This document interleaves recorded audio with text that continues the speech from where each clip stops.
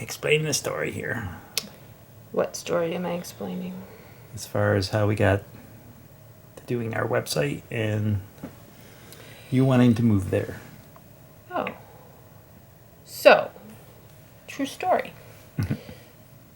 When Skeeter was coming to visit, Annalise... Mikey Hutchins? Yeah. We were getting ready for his picnic. It was the day of his picnic when he was coming back. Uh-huh. Right? And Annalise went to the Climb website and found a deal, like $279 for 2 people to stay at the Mayan Village Resort in a cabana on the beach. It was 7 days and 6 nights, and it was like I said, $280. And she goes, "Mom, you should just do it." And it was expiring in like 5 hours, and I said, "No, we are not just gonna buy a package and not know what we're getting into," especially when I heard it was on Mexico. So I told her that she had to research it and find out what it was like. And it got pretty good ratings, and they said it was a perfectly safe area, Mexico, not on the mainland. And so we got it. We decided to go, and so that's where we went to. Yeah, so little cabanas on the beach. No running water in the cabanas, but there is electricity. There's no TV. There's a refrigerator. And I've been checking ever since we came up with the plan to move there. I've been checking for another one of the deals because I thought it would be probably good for you to go check it out before you totally commit to it. That might be a good idea. And so here's the deal that we bought. And those are the cabanas that you stay in.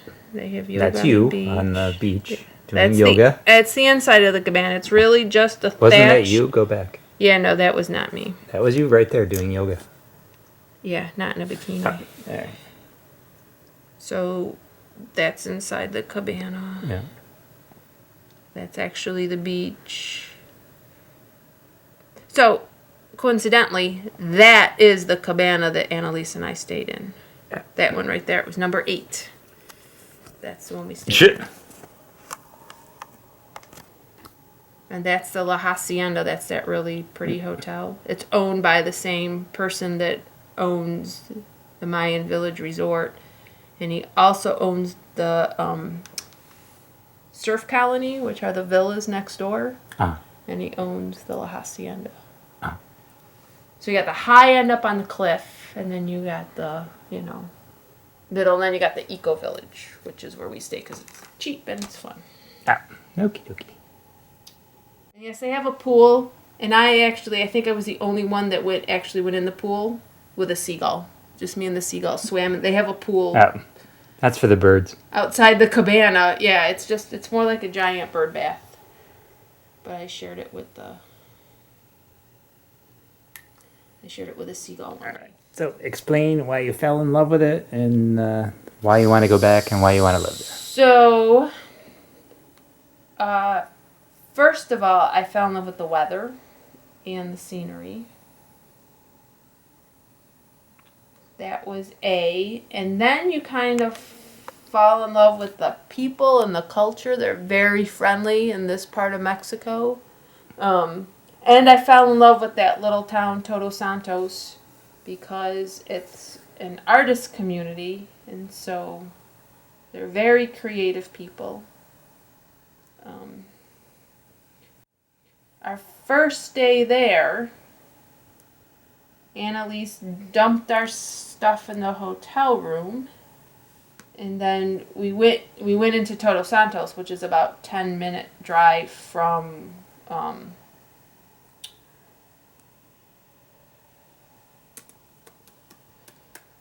where we were staying, and we're not there an hour, and they were doing Zumba in the streets. And so Annalise and I, first we were taking pictures of them doing Zumba in the streets, and then we decided we were going to join in.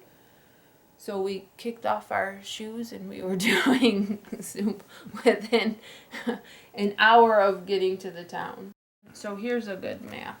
This one is not so busy. So you can either fly into La Paz, but it's more expensive. It's almost $200 more flight. Or you can fly into San Jose del Cabos, which is down at the tip, and that is actually the tourist corridor. And Todos Santos is about halfway between, so it's about an hour and a half in either direction to the next biggest city, which is where all the Walmarts are. Yeah. So if I had to go in a direction to get to Walmart, I would definitely go back down south, because Annalise went, and I went to La Paz, and I was not a fan of that city at all. There's like one road. Yes, Highway 1. Highway 1. And the other thing that's appealing to this, see, it's not even on the map, is Tijuana is way up here. Yeah, it's like, what, 10 hours away or something like I think it's more like 16 hours away. Is that? Yeah. I thought it was 4 hours away. Yeah. But I was not right. Yeah. And the other good thing about Todos Santos is that so it looks like it's right on the water. It's actually not right on the water. But if you look, in one direction, you see Pacific Ocean, and then there's also a mountain range. Mm-hmm. So you kind of get, everything. You get mountains, you get water, you get sun, you get palm trees. No snow, no shoveling, no cutting grass. I'm not saying it was perfect, because I did have a couple scares, like having to go through a police barricade on the way to La Paz, which was not fun. Yeah. That was pretty scary. It ended up being nothing, but just sitting in a car knowing you're coming upon a Mexican barricade, I was a little bit nervous. Plus, it's the first time in the country, so. Yeah, And you right. hear bad things about Yeah. Mexico. But they obviously weren't looking for two white women in a cheap rental car. Right. They just waved us on. They were stopping things like pickup trucks that were loaded down with junk. Yeah. So they were looking for people smuggling. We obviously weren't smuggling Yeah, anything. because, you gave up the heroin smuggling business years ago. So some of the artist shops that are in Todos Santos are actually owned by Americans. Mm-hmm. Mostly American women, believe it or not. Mm-hmm.